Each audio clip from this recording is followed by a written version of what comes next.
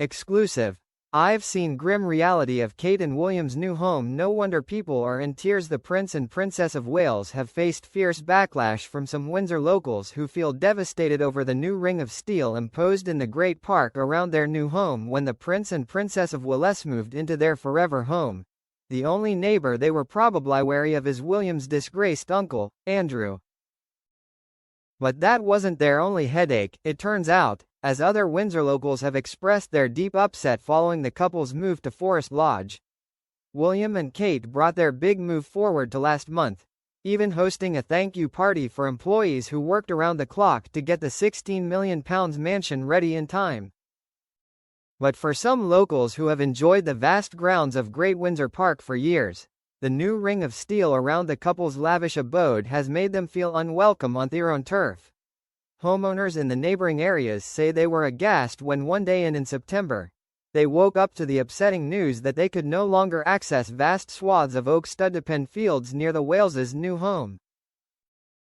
They say that around 150 acres of previously publicly accessible land has been closed off to accommodate the couple and their 3 children, whose safety is of priority concern. The Home Office has also imposed a 2.3-mile personal exclusion area around the 8-bedroom property, and it's understood that anyone who is caught trespassing in the protected area will be arrested. Tina, who lives on the opposite side of Forest Lodge, says that local dog walkers like herself have been left bereft over the Newbern zone, which affects the Cranbourne Gate entrance of the park. The woman, who had walked that same route for 15 years, says that those who were initially more optimistic about Kate and Will's big move didn't realize that the park, and Forest Lodge, are not actually owned by the royal family. After it had been announced that William was moving there, I spoke to various people I bumped into and we speculated about the closure of the fields and footpaths, and the general view was I really hope not. But some were sanguine about it because they wrongly assumed that the royal family owned the park, she said. Unfortunately, their worst fears came true. Tina received an email from the Crown Estate to notify her of the controversial closure, just 3 days before it was imposed. Due to the pending designation of part of the Great Park as a SOCPA, Serious Organized Crime and Police Act exclusion area, access via Cranbourne Gate will permanently cease on Monday the 29th of September 2025. As a result, Cranbourne Car Park will be permanently closed from 7 p.m. on Sunday the 28th of September 2025, the park management announced. But before the announcement, there were worrying signs of what was to come. She said, there were months of works around Forest Lodge. Before the move, big trenches were dug, so clearly a lot of infrastructure went in. They planted a new hedge and installed a new fence behind the back garden of the house. And then the new stock fence went up around the fields between Cranbourne and Rangers Gate. The drive was resurfaced. Finally, the cameras appeared. Tina also warns that while the exclusion zone has been widely portrayed as only being the small 2-mile radius, the reality is that thousands of acres have been lost to the public. Anyone can buy a pass to the Windsor Great Park car parks and walk in the public areas. So, by closing Cranbourne Gate Car Park and an area of land behind the Forest Lodge about 3 times the size of St. James Park, thousands of people from miles around have been affected, she said. Windsor Great Park notes that parking will still be available at Rangers Gate Car Park, which is just down the road.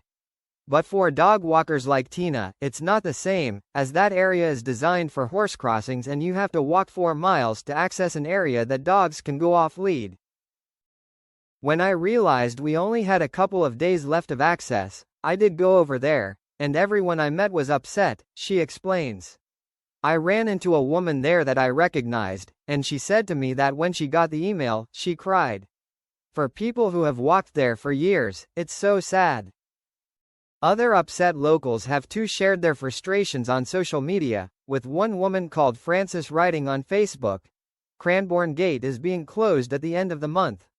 Now that bridleway is useless as it leads onto a main road, instead of into the park. I have ridden and hiked that route for 42 years.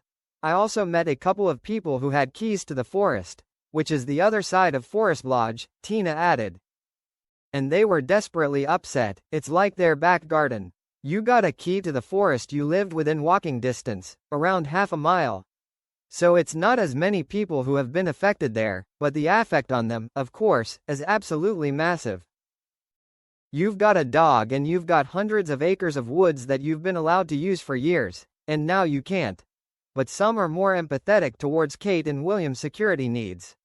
Another resident said, "We love the Royals and William and Kate, and it's so exciting they are moving to Forest Lodge. It's clear this car park closure has not come from them, but is down to security concerns. It follows William's vow to protect his family's privacy following the death of his mother, Princess Diana.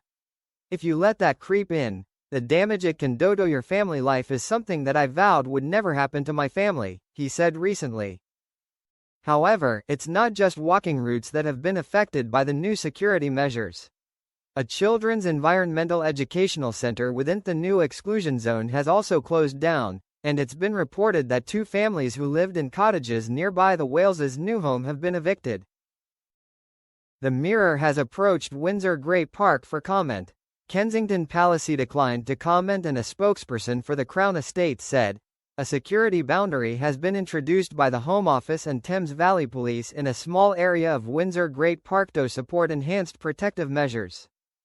This does not affect the vast majority of public access to the park, and efforts have been made to reduce the impact on users of the park as far as possible. We are working closely with the Berkshire, Buckinghamshire and Oxfordshire Wildlife Trust, BBOWT, to identify potential alternative sites for the environmental centre."